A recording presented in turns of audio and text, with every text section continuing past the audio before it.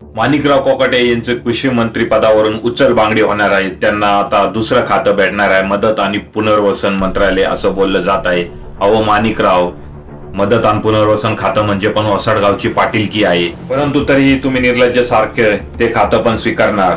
खरं तर ह्या माणिकराव कोकाटे सारख्या मूर्ख आणि बेअक्कल माणसाला घरीच पाठवलं पाहिजे. रम्मी घेणारे हे मंत्री महोदय मदत आणि पुनर्वसन मंत्रालयामध्ये लोकांची जनतेची काय मदत करणारे हा एक खूप मोठा प्रश्नचिन्हच आहे. काल त्यांना प्रश्न विचारला की तुम्ही शेतकऱ्यांना भिकारी म्हटले होते, ₹1 जो विमा आहे त्याबद्दल. त्यावेळेस ते म्हटले की मी शेतकऱ्यांना भिकारी म्हटलं नव्हतं, तर मी शासनाला भिकारी म्हटलं होतं की शासन ₹1 घेते शेतकऱ्यांकडून. शासन किती भिकारी झालं आहे असं एक वेगळाच त्यांनी जबाब दिला, ज्यामुळे सरकारच भिकारी आहे असं त्यांचं बोलण्याचा अर्थ होता. त्यामुळे आपण काय बोलतोय आणि त्याचे काय परिणाम होतात आणि त्याचा काय अर्थ निघतोय हेच ह्या माणिकराव कोकाटे ह्या माणसाला समजत नाही. आणि हा पुन्हा एकदा मदत व पुनर्वसन मंत्रालयाचा कारभार स्वीकारेल असं बोललं जात आहे. यालाच खरं तर रुग्णालयामध्ये टाकून मदतीची गरज आहे असं मला वाटतं. तुम्हाला काय वाटतं याबद्दल कमेंट करा.